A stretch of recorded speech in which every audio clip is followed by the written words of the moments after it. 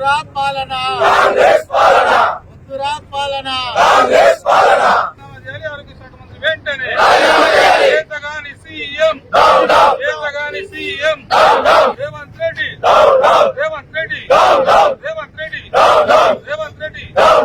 ఆమె చేతగాని సీఎం వెంటనే ప్రస్తుతం తెలంగాణ రాష్ట్ర ప్రభుత్వం స్తంభించిపోయింది.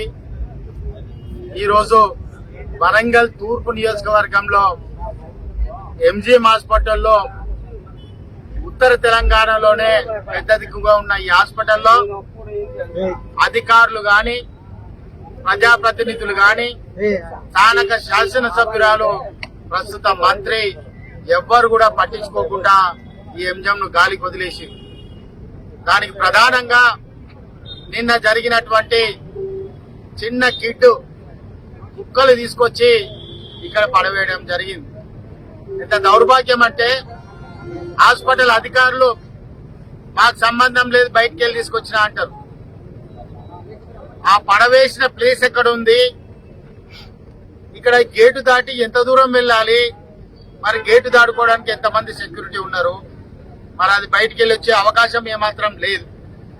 దానిపై వివరణ ఇవ్వంటే ఎవరు ఇవ్వరు.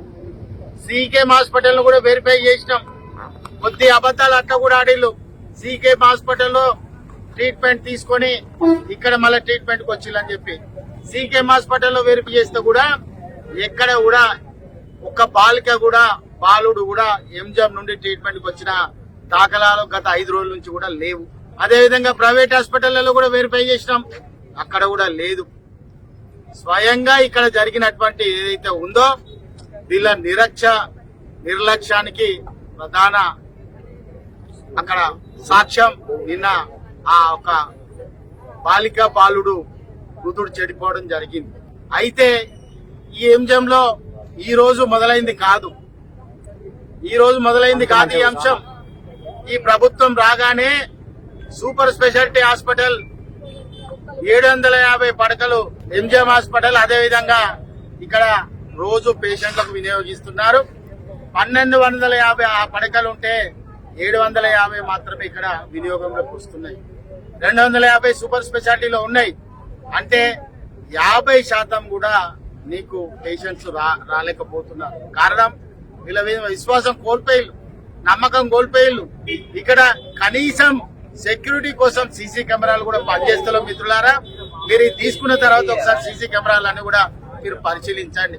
ఇదే విధంగా నెల రోజుల క్రితం రాష్ట్ర ఆరోగ్య శాఖ మౌలిక సదుపాయాల ఎండీ కూడా వచ్చిండు, ఇక్కడ పరిశీలిస్తే ఏమన్నా అయిందా అంటే నెల రోజుల నుంచి ఎటువంటి ఉపయోగం కూడా లేదు. అదే విధంగా మీకు బయోమెట్రిక్ ఉంటే కూడా రాత్రిపూట డాక్టర్లు బయోమెట్రిక్ సంతకం పెడుతున్నారు, కానీ డాక్టర్లు ఉండడం లేదు. ఇది పేదలు ఉండేటువంటి ప్రాంతం.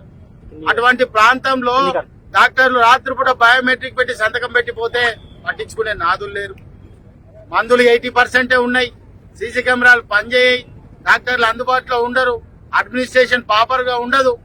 అదే విధంగా ఈ రోజు కుక్కలు ఇంత విచక్షణ రహితంగా వస్తున్నాయంటే మున్సిపల్ అధికారులు ఏం పనిచేస్తున్నారు, మున్సిపల్ శాఖ ఏం పనిచేస్తున్నదని కూడా ఈ సందర్భంగా చెప్పడం జరుగుతున్నది.